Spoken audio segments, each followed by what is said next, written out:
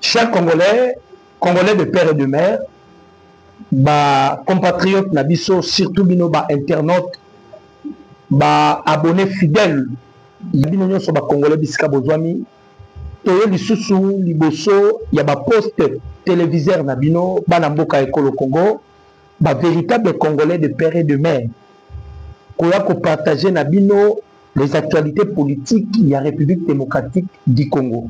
Toyebi ke bozalaka ebele si bopusani liboso ya etando eke na bino mpona kolanda mwana na bino molobeli na bino petit frère na bino oyo wapi amemelaka bino basango ya mboka Ekolo Congo na intégralité nango nyonso ya koya kotalisa bino lolenge nini mboka na bino elamukaki et puis tokotisi pokwa ndenge nini.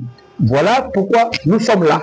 Toyebi ke bozalaka ebele na souci surtout la situation sécuritaire il y a est de la République démocratique du Congo, Congolais de père et de mère, bon rappelé boye état de santé ya mokonzi ya mboka, bon karaboye maïnyon so bazali koleka na mboka Ekolo Congo. Totelemi liboso na bino pona ko solola na bino Congolais pour informer bino sur les actualités. Tu as ka komemela bino ka basango Ekolo Congo. Toyebi que parfois je m'excuse, vous allez informer plus que biso. Mais tu as se compléter na ope biso tozali nango, na ope bino bozali nango pour que tu puisses la information au lieu de la Rwanda loba, au lieu de la Ouganda loba, au lieu de la RFI loba. Bandeko ba Congolais, le nom du sous na ko confirmer bino, ba Congolais de père et de mère. Alors ba bino Congo parce que na lingaka nzambe mingi. Nayebi ke yo po lingaka nzambe mingi. Mboka na biso Congo sans Nzambe, le Congo ne peut pas exister. Lelo na ko confirmer bino bandeko ba Congolais que Nzambe alingi mboka Ekolo Congo. Et puis tout lukana no to banda ko vérifier. Peut-être Dieu a une identité. Peut-être c'est un Congolais. Ndé batumshu balobaka que Dieu est Congolais. Pourquoi na ko yebisa bino na ko confirmer bino lelo que Nzambe alingi mboka yo Congo. Bandeko ba Congolais. Bandeko ba Congolais. Bauti ko sala perquisition na Kashamata. Ferme ya Joseph Kabila. Ah, Kabila. Kabila ba Congolais ba saliyo nini? Hein? Ba Congolais ba saliyo nini Joseph Kabila? Ba Congolais ba saliyo nini? Pourquoi tu veux toujours koluka mabe na peuple oyo et yamba yo? Ozalaki sans identité Joseph Kabila. Toyebi ke bolanda rabiso. Ba John Numbi tout bolanda rabiso. Ozalaki sans identité. Ba Congolais ba pesi yo na kombo. Joseph Kabila Kabangi. To kabeli yo na nationalité congolaise. To pesi yo nyonso. Le nom yo fortune na yo bazoko estimer fortune na yo 32 milliards de dollars américains. C'est-à-dire cet argent que tu as pillé le peuple congolais. Tu veux encore investir cet argent pour affaiblir encore le peuple qui t'a accueilli. On c'est ça pour l'hospitalité na biso. On c'est ça parce que tu me dis qui koyambani Joseph Kabila. Pandeko. Lelo bauti ko ça la perquisition. Na lobi bien perquisition na Kashamata. Ok Kashamata wana ndenge makenda ko ça la perquisition ezalaka na 3 caves. Kashamata ya Kabila eza na 3 caves. Bon on a un danger au Kabila bande ko préparer le biso. Na on balancer bino image. Bon on a danger Kabila bande ko préparer le biso. Vous avez l'image. Aimez vidéo, commentez, partagez les liens. Bande ko ba Congolais. Ah Kabila. C'est cantonné dans une parcelle. Plus de 400 personnes sont disponibles. La société c'est cantonné dans une parcelle. Botala. Eh bande ko ba Congolais Botala.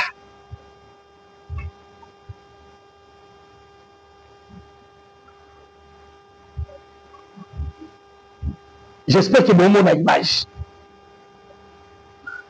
Bakangi 400 jeunes. Oh Bakangi. 400 jeunes bandeko ba Congolais. bakangi bango. Ok, John Numbi asala déjà société à gardinage. Kabila asalaki société à gardinage avec 15 000 hommes. Bande kunangai boyokaki awa Edi Kapenda alamsaki appel batinda arsenal ya armement. Batinda arsenal ya armement. Donc katanga déjà indake kweya. Katanga indake kokweya. Batu bakotaka baiko identifier 400 jeunes oba bomba bango quelque part. C'est ce qui a poussé Edi Kapenda akende kosa la perquisition. Si qu'on a jeune bakangati mokonda a dévoilé secret. Mokonda a dévoilé secret. Aïdo apesi na gardinage oyo ezalaki soutenu par les Chinois. Les Chinois tokobenga na bino na Congo. Il faut expulser les Chinois. Donc bato batikalaki ba fournisseur ya Joseph Kabila minu ki ba bloc belé ezalaki ba Chinois. Ba jeune wana bakangaki bate kosa la perquisition. Donc ba sitio le bookaki Edi Kapenda tangaki. Bookaki atangaki. Je vais quand même lire ça pour na kosunga bandeko ba congolais bayoka nazotanga ngo bandeko aimez vidéo commenter partager le lien nazotanga ngo na lombango makambo Edi Kapenda lobaki. Edi Kapenda lobi boye alertaki d'abord gouvernement congolais pour na ko ravitailler te ko matisa surveillance na Kasenga na Kasumbalesa na Likasi na Kipushi alobi kote wana nyoso bomine. Ok, tamba olo ba bongo bandeko ba congolais ba kotisaki bato Kabila kotisaki bato John Numbi kotisaki bato. Voilà l'une des raisons bomoni oyo to bomonaki tomoni kaka bayeme bato bandi ko se déplacer balongwe na Katale balongwe na Katogota. Les M2 bande kolongwa. Ok, babandeki déjà pour se préparer pour la lancer dernière grande envergure. Balancer les offensives à grande envergure côté wana pour battre déjà la kati. Quand vous va lancer na battu na bango baza na kati, le gouvernement ou l'armée de la République démocratique du Congo et qu'on a déjà affaibli parce que bango ba kokotisa déjà battu na bango. Baké kokuta 50 blindés. La troisième cave, 50 blindés. Bakouti tala minduke bébé. Donc, côté de Joseph Kabila la Brazzaville, à Kenaki, oui, Basengaki, ça peut intervenir pour qu'il y ait un dialogue. Mais dans le fond, Bane Konduka Congo Brazzaville asunga bango batia base aérienne et permettre bango basa la ravitaillement lisolo boyokaka ya baport 12 ports baconfisqué yango na gouvernement congolais. Les avions bakangi na gouvernement congolais. C'est-à-dire Kabila zotambola, bazo multiplier ma manœuvre pour chercher comment déstabiliser la République démocratique du Congo. Bazo lukango na ba instance nyonso. J'espère que je vous ai fait voir les images. Bon, on a combien les complots contre la République démocratique du Congo. Yango na mona ki mutu moko ayebisa kingai na ba internet de kaka quand on fait des émissions. Internaute moko komelinga lobby a besoin de rêver kalamingi te tozo doit grand katanga.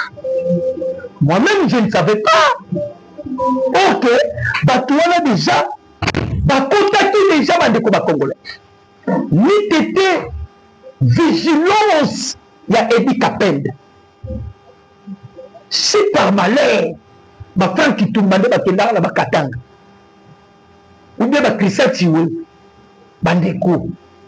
Voilà pourquoi, pour Kagame, il s'attendait toujours à une guerre.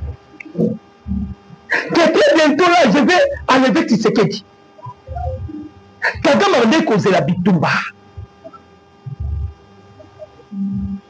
Bazalaki déjà va Minaki. Papa, 50 blindés. Écoutez-nous, wapi. Normalement, les services autocoïs ma casse, c'est un air et des gemmes. Bateau, bateau, quand t'as dégagé, papa, 400 gemmes. Dans la simile, imagine, mon non. Bandeko 400. Pouvez-vous imaginer, Bandeko Congolais? Et puis, Kapenda Kandi Bango, tout. Yango Bakandi Bango va présenter Bango. Et les jeunes, ils ont confessé. Ils ont confessé que c'est Joseph Kabila. Nazasima Bilokoyo. Mukonzamboka. Mukonzamboka. Niveau ya batu ya modèle oyo na la kisi bino bandeko ba Congolais bino moko bomoni les images. Balobi boye province du Lualaba coup défilé réussi contre un groupe de suspects dans la commune Manika, ville de Kolwezi. Ils sont plus de 400 jeunes et adultes très suspects, supposés agents de la société de sécurité et gardiennage CAC, attrapés par les services de sécurité dans une grande parcelle avec des effets de la police nationale congolaise. La première information, ils sont tous venus d'autres provinces de la République démocratique du Congo. Ils ne sont pas les vrais et véritables fils du Lualaba. Ils portent des effets de policiers. Ce qui a semblé très suspect, c'est le fait d'être venus d'autres provinces de la République démocratique du Congo, cantonnés dans une parcelle et surtout de porter les effets des policiers. Très graves. Ils portent de tenue avec des mentions CAC, une société de sécurité et gardiennage qui n'a jamais exercé dans cette province du Lualaba. Avez-vous imaginé un peu cela? Balobi Bazali, la société à gardiennage, fait l'attaquer. Ok, société où on a Lualaba existe à Kate. Société où on a Lualaba existe à Kate. Bobo Sanate, Nicolas Outaki Koleka, Tanzanie a Sumaki Biso, Tanzanie a Sumaki Biso. Tanzanie a Sumaki Biso Nini. Bautaki Kokanga, Bakangaki conteneur fallait qu'il y ait quota.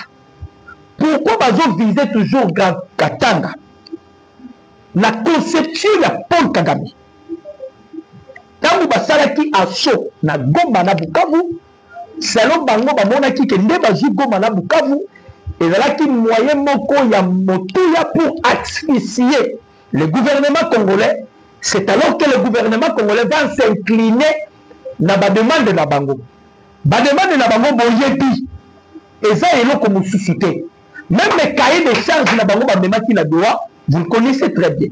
Alors, quand on dit qu'on nous kabazu comme na Bukavu, selon ba expert, basali expertise balobi, Goma na Bukavu, ce n'est que 10%. Il y a République démocratique du Congo, les 90%, et ça, nous avons beaucoup de gouvernement congolais. Alors, pour la Bango, ceux qui vont récupérer Grand Katanga, ils vont directement la facilité, il y a qu'à paralyser côté Wana, et qu'à permettre Bango Bassa la paix Makambo et Belé. C'est alors qui côté Sabatu, Bazo côté Sabatu, Nzambe à Congolais à la Kate. Congolais toza na Nzambe ya solo. Peuple congolais bobo sanate. Oh nyoso tozo mona oyo. C'est le Dieu qui peut faire ça. Est-ce que vous pouvez imaginer Vous pouvez imaginer, aux États-Unis d'Amérique, Paul Kagame est désigné comme le premier sponsor du terrorisme dans le monde. Donc déjà, les Américains, comme ils ont désigné Paul Kagame étant premier sponsor du terrorisme dans le monde. Les jours de Paul Kagame sont comptés. À la légèreté. Je vous avais dit, les jours de Kagame sont comptés. Vous savez pourquoi? Bêtises, il y a 50 ans, il y a un congrès américain. Il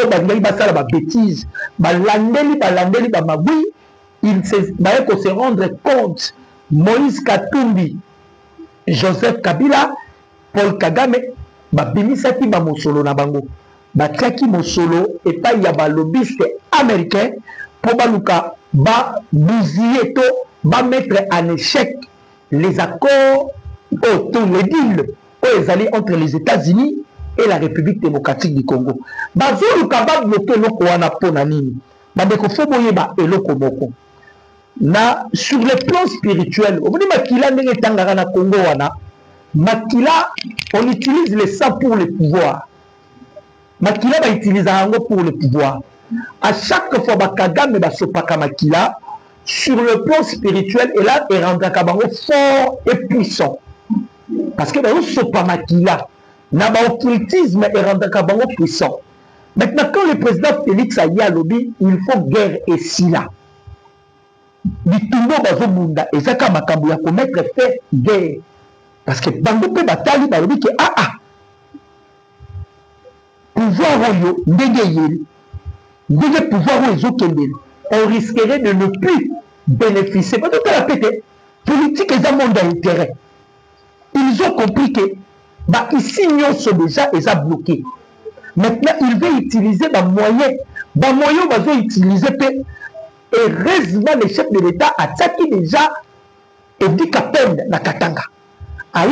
Pourquoi c'est qu'Edi Kapende na Katanga? Parce qu'ils savent bien que Edi Kapende maîtrise bien Katanga. Alors, va récupérer ma génoise. Nicolas Outi, qu'on les Kaboyo Kati, M23, Balobaki, Baza, qu'on s'est retiré. On s'est retiré. Qu'on s'est retiré, on a. Babaki, Tauti, Kaba policier. Les policiers ont besoin au Kawana. Et ça, groupe, il y a gardinage, il y a Joseph Kabila. Oh, ils ont 15 000 hommes. Groupe il y a gardinage, Joana Kabila a créé pourquoi? Parce que les M23 c'est Lumbi solo. Bazou Kaba changer maintenant le poste à M23. Balatissa M23 le poste mon chouchou. Parce que M23 déjà, na mokili déjà, et c'est Lumbi solo. M23 déjà na mokili Lumbi solo. Maintenant Bazou Kaba quelle magie? Bazou Kaba latissa, soit va créer ma société à gardinage. Ils ont récolté même les petits jeunes. Les jeunes, ils ne sont plus des Congolais. Ok, Rwanda. Parce que même une société à gardinage, la loi là existe à côté. C'est ce que Fifi Masuka a témoigné. Société là existe à côté. Ce ne sont pas des Congolais. Bon coopérer avec le gouvernement congolais, bon coopérer avec la justice. Ndeba Sanzi, Bauti na Kigali, Bamsu Bauti na Somalie, Balokotaki Bangobaya. Kabila préparait toujours des assauts. Yango Tobane Koyebi Saba Congolais. Bandeko, danger Zana Nouana. Ce que nous devons faire, nous devons beaucoup prier pour notre pays. Bandeko Batubalingi Kinyate na Congo. Même les multinationaux, ils ne veulent plus la paix en République démocratique du Congo. Bango soki Congo est en désordre. Congo crise ezali. Congo kobenga na ezali. Ezalaka pouvoir pour la bango. Maintenant, batali les gens makambundenge ezokendele. Batali avec la détermination à Mukonzamboka. Batali pe leloyo balubo ya kashama. Babengisi de toute urgence. Peut-être yenda koyoko comme chef d'état-major. Pour la loyauté naïe.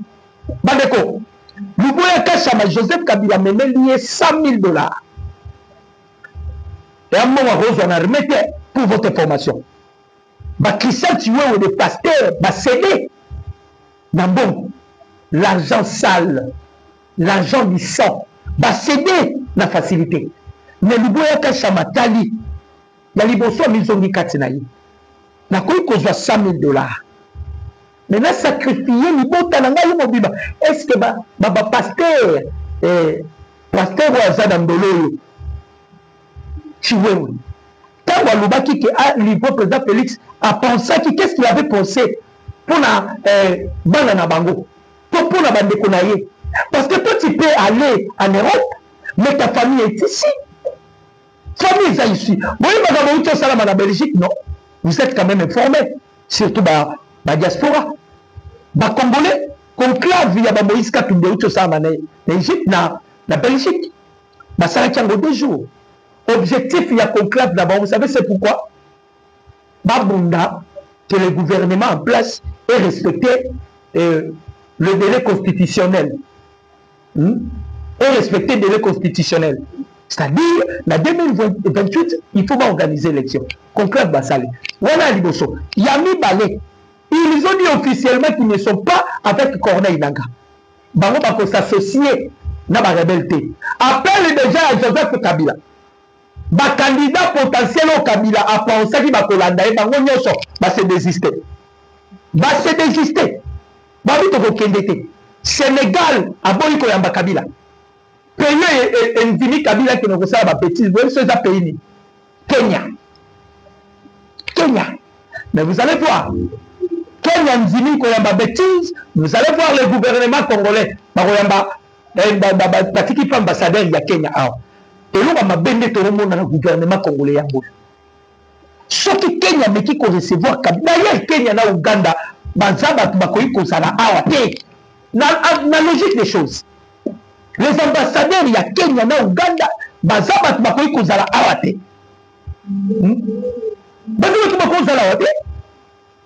Kenya, il a accepté que Joseph Kabila a tenu ma réunion na Ekuna. Fayou la boy kokene. Kabou la boy kokene. Moïse Katumbi wana la Belgique. Abie, nga batonyo so basimi manduki na okena bagote. Moïse azobo sana. Il y a un rapport, il y a Nations Unies. Oh, comment Moïse est incliné à 4. Baza de mèche avec le M23. Ils sont en connivence. Quand tu nous as que lui aussi donné de l'argent dans le M23. Oh, nous sommes le parce que Kagame, il a été décoré, il a été désigné aux États-Unis d'Amérique comme le fournisseur numéro 1 à terrorisme dans le monde. Voilà pourquoi nous tournons sur le lâcher Kagame. Parce que va sentir que c'est une maison là. Pendant que Kabila Banda qu'on préparait retour na Kala. Ce que je vous dis est vrai. Nous t'as confondre Kabila. Ce n'est pas président Tshisekedi, c'est Dieu. Quand même, je suis quelqu'un qui prie. Je ne peux pas dire que c'est président Tshisekedi. Nous t'as confondre Kabila, c'est Dieu. Mais à travers le président Tshisekedi. Dieu étant invisible. Dieu utilise toujours un homme. Et pendant ce temps, nous avons utilisé le président Félix pour la Macabodele. Parce que nous avons dit que la perquisition à Kachamata à plusieurs fois. Mais il y a 3 caves. Les gens qui ont la découverte de la cave coûte 50 chars. C'est-à-dire Kabila préparait bien son retour. Il préparait ça à conséquence. Sa femme, depuis longtemps, sa femme nous disait que mon mari travaille dans le silence. Mon mari travaille dans le silence. Ma pépé, oh, Chadari, bon, quelqu'un soit le bac. Ferdinand Kambel, Bavanda Kimia. Bon, Kabila n'est pas de mèche avec les rebelles. Kabila s'est retrouvé avec les rebelles. À qui va dans la rebelle? Balobaka lui faut soutenir chers Congolais. Balobaka te Bavanda Kimia. Pourquoi? Parce que Kabila, on les a pris la main dans les sacs. Maman comme il balait dans la carte à sac. Kabila préparait son retour. Même lorsqu'Atika qui m'a code minier, Atika qui a avec objectif. Va code minier, Atika qui c'était avec objectif. Parce qu'il savait bien que Bamindel babengana qui est pour la code minier pour votre formation boye bakate na ebisaka bino eloko même de fois bato bayaki na Mobutu c'était des Américains ba Congolais faut toye baka histoire en boka na biso notre beau pays basalaka yango pays ali kelemba ya deux pays na ebisaka bino les États-Unis au Bomo na Belgique. Les Américains sont venus avec Mobutu. Ba pesi 32 ans à pouvoir. Ba Belge baye parce que comment dit tout ali kelemba. Ba Belge baye na musée Laurent Désiré Kabila. Quand baye na musée Moussa bebani na ba Belge. Ba Belge ba te kozwa ordre aux États-Unis pour éliminer musée Laurent Désiré Kabila. Ba sali yango. Ma consulté Kakuta Museveni na Paul Kagame. Bango état ba pion na bango pour l'Afrique centrale, surtout région à Grand Lac. Bango le bapesa qui Joseph Kabila. Maintenant, les pouvoirs, il y a Joseph Kabila, Babel, je m'appelle ça yango provisoire. Parce que Babel, il a Azamouto, a mérité à la tête. Mais comme il est faible, à cause de la facile à manipuler. Oh non, lui, Michel Magabani Sarabisot. Lui, Michel. Oh non, Kabila a espoir, il va venir en beaucoup. Si vous allez vous souvenir. Lui, Michel a venu. Kabila a espoir, il va venir en beaucoup. Il est le Soukandingeni. Il est le Soukandingeni. Bango Nyon, c'est pas un problème. Bango tout. C'est un problème. Maintenant, Kabila, le corps a Salaka remise et reprise contre cœur. Kabila Salaka remise et reprise contre cœur. À Salaka, on a monté à mon côté. A yebaki que tu sais que des affaires faibles, tu remontes si facilement, tu rejoins la pouvoir. Ok, qu'on ça. Oh, bango balobaka pesa ka pouvoir et là qui n'est pour récupérer pouvoir il y a ba Congolais. Pour récupérer pouvoir na biso ba Congolais. Maintenant Kabila aza au tour et au moulet poison de pouvoir. Soit la raison de pouvoir te va perdre Congo. Soit que kozonga pour un pouvoir te va perdre Congo, Congo ça la balkaniser. C'est ça son objectif. Parmi Batu Bazana Kati Oyo, Frigolé Ambongo, Abedonase Cholé, Urgence Mouteba, Bandeko, Nicolouti Kolekana Grand Katanga, Urgence Mouteba, à Salaka sélection yaba jeune, Bandeko récolter ba jeune, Bandeko récolter ba jeune, comme Bandeko Luka Bato, Bakoiko créer un mouvement insurrectionnel. Ce qui va créer un mouvement insurrectionnel et qu'on permette les Bango va faire la désordre. Parce que Katanga ne va pas viser. Katanga va viser. Bandeko Luka Bato. Basango Bozomona, Bakotisi Bato. Yango Bomoni, Edi Kapen, a fait maintenant ordre. Ah, on est toujours dans la ville. Babanisko va perquisition dans l'église catholique. Je vous garantis déjà. Un bon va promettre que Olive Lembe, vous voyez bien, bon, Congolais. A dit ça que Olive Lembe, tu as le pouvoir, na biso, mobile noir au pouvoir. L'une des raisons de Moni, c'est exiger dialogue à l'inclusif. Dialogue à l'inclusif. Joseph Kabila à prendre part, Nani Nanga à prendre part, bateau nyo soba bomi. Failli nous le boyi ko région de Joseph Kabila, to au boyi ko kene na réunion à Kabila. Mais lorsque vous êtes allé voir le chef de l'État, quelle était votre proposition? Il faut qu'il y ait un dialogue inclusif. Conformément, il y a cahier de charge à Baboupé. Maintenant, tu fais l'hypocrisie parce que Kabila ben officiellement. Kabila veut maintenant prendre les commandes. Il y a opposition. N'a Katumbi a sali semblant. Parce que il y a des mesures. Oh, déjà, les Américains ont vu. Bayebi yango. Mutu komi ko benda na komi ko kima. Bozo kima. To banei koloba yango. Soki nzamba bazana mutu. Inutile à rebondir mutu là parce que les gens ne peuvent pas rebondir Nzambé à personne. Qui pouvait imaginer aujourd'hui les États-Unis qui ont bomba les sous Makambouté. États-Unis a commis comme bimisa na poissa. Tout ce que Paul Kagame est en train de faire. États-Unis a commis un niveau dans les combats congolais. Vous pensez que c'est du blague? États-Unis a commis un niveau. Il y a qu'on désigné Kagame comme premier sponsor mondial du terrorisme. Bandeko. Bandeko. On a le baka. Nzambe ayoki kolela na biso ba congolais. On a autant souffert.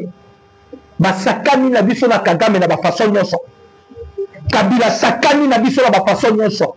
Dieu en a décidé la souveraineté na ye. Abi non, na opesa mutu moko boye. Mutu wana kozala ndeti ndeti. Tangu bango bakolanda nature na ya ndeti ndeti ako compliquer bango. Ako compliquer bango. Herman Cohen a lobby. A lobby na lobaka na bino. Je vous avais dit que Tshisekedi va confondre beaucoup de gens. Le système a union se bloqué. Et du Capin de Léona a récupéré 400 jeunes. Rwandais nyo soto kanga bango ya kokanga lokola bana mikie. Ya kokanga. Besoin ko bundisa peuple de Dieu. Peuple besoin bundisa za peuple ya Nzambe. Parfois on a le baraboye, ba congolais belé, ba soango ba vonti. Si vous allez dans la Bible, et dans la bana mibale, au babima na libumu ya Isaac. Jacob na Isaou. Ils ont deux nations. Baluka Congo, mais nous sommes pas Congolais à Télémi. Et du cas peine de temps à côté en action, à bloquer le gouvernement. Par là, vous allez directement comprendre. Congolais. Le plan était avec déjà Banani, Bao Bakangio, Banani, Franck Kitumba, Christian Chiweo, qui déjà Batona Bakota. Parce que Bato Bakangi, vous ne voyez pas qu'ils étaient en contact avec certaines personnes. Non, tout a été déjà planifié. Mais comme il est écrit dans la parole de Dieu, toute arme forgée contre vous sera nulée sans effet. Nous, le peuple congolais, tous à la Kamabete, tous à la Kamab na Rankini na Rwanda ote. Rwanda nda lala la muka, abadi ko bomba congolais. Mais le lieu comme il n'y est pas si.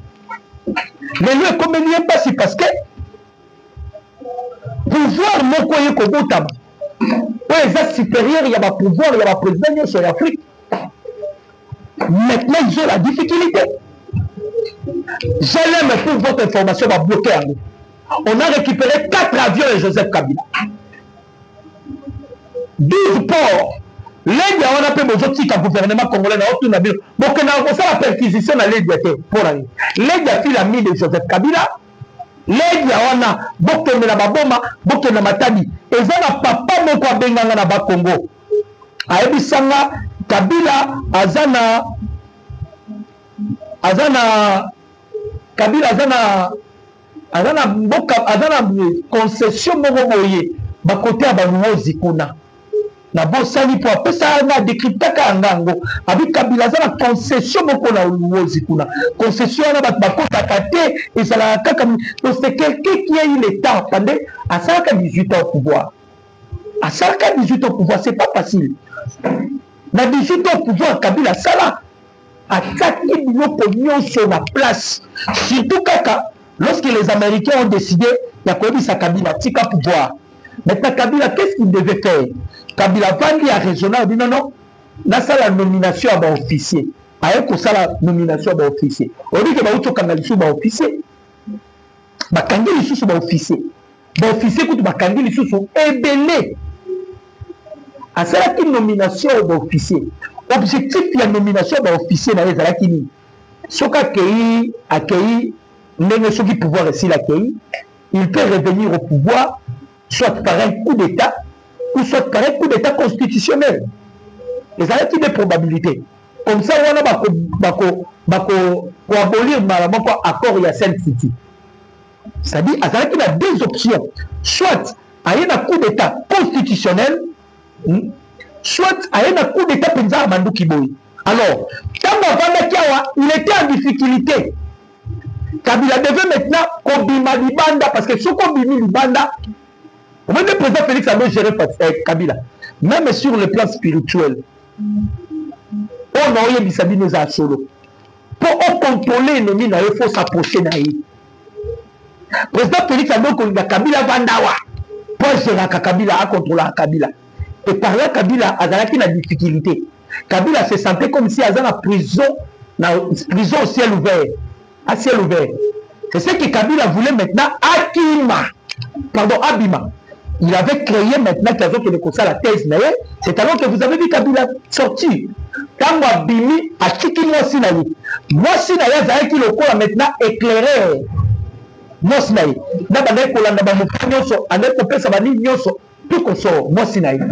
Malheureusement, Batimisaï. Mossinaï Akima. Donc c'était comme ça. Maintenant, ça a Bachadari Bazalaki na côté Moussous. Moussous, l'Assemblée nationale, vous le connaissez, il n'y a pas même moyen de citer son nom. Moussous Bazalaki na union sacrée. Donc Bazalaki Panzalaki na Babron Chebele. Et Kabila a été informé à tout moment. Mais au fur et à mesure, le président Félix Azokena Kabila, au fur et à mesure, les chefs de l'État commencent à casser tous les antennes qui pouvaient permettre que Kabila soit informé. Dans le Baranabino, ce qui fait la force d'une nation sont des renseignements. Nation renseignements, ils ont raté une nation Koufa. Il y a un moment dans le domaine de renseignement, il y a un bon délai. Kabila Zaraki n'a facilité, Azaraki n'a mis soumis balé, n'a quatre armées n'a biso. Azaraki n'a Tumbabiamunda, Azaraki peut na Christian Chiwewe. Azaraki mis sur Kabila. On va dire qu'on permettre Kabila à la facilité qu'on voit contrôle l'armée. Tout ce qu'on comprend de Maloba, on a par rapport, il y a peu de presse, il y a Paul Kagame. Vous savez, Kagame Maloba a dit son Kagame a dit que c'est que de Sala Loulène. Nana ma coquille pour enlever yo. Ma Congolais peut balader balamuki na tongo babonioté. On se retrouver dans Rwanda. Comme Paul Kagame a commis un niveau pour le babongo. Allez-y comprendre. Vous comprenez quelque chose. C'est-à-dire Kagame qui azalaki si na ba Christian Chiwewe bazalaki si na ba c'est-à-dire ezalaki plan ba préparaki.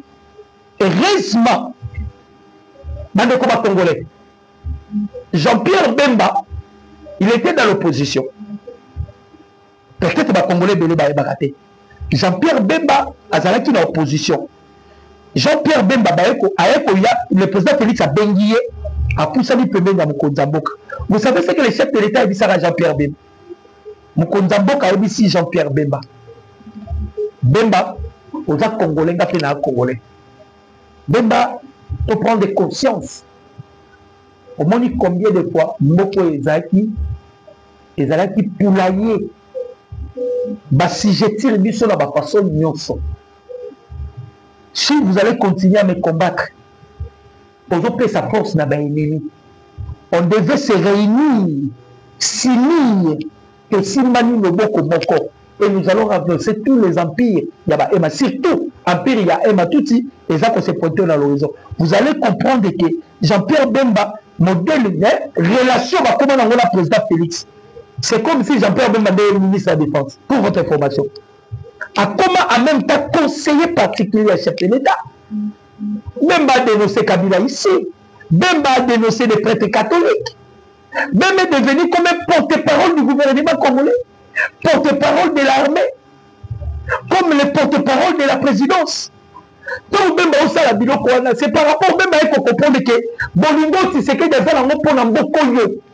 Si on perd Tshisekedi les Amawa, pendant qu'il est vivant, peut exploiter nous Bolingo Zalango, quelqu'un qui a décidé de consommer tout naïe, au tia. En jeu. Alors, il faut que vous soyez bakata mutunanga. Naza pre bakata. Mais bitumba la guerre aussi. Est un peu bitumba ici. Et les Américains disent c'est quoi? Babi Tshisekedi a décrété qu'il guerre. Babi a décrété qu'il guerre. Pas seulement guerre car il y a boyé. Mais il a décidé de les affronter. Banane. Multinationaux. Il a décidé d'affronter les multinationaux. bandeko ba multinationaux baza par terre baluki na ba tentative nyonso oya suko okutu edika pe bazobeta ngo dada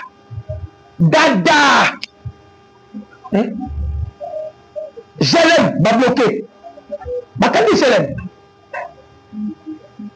bino bakabila nyonso bokanga na bino bokanga kabila za mutu akoyokela mawa te kabila mutu akoyokela mawa te ntango kabila azotambola azoluka ndenge nini na kozonga soit soki azongi na pouvoir te azoluka ndenge nini na kosala pour que Congo soit le Congo ezala balkanisé comme ça va créer empire et mapiti.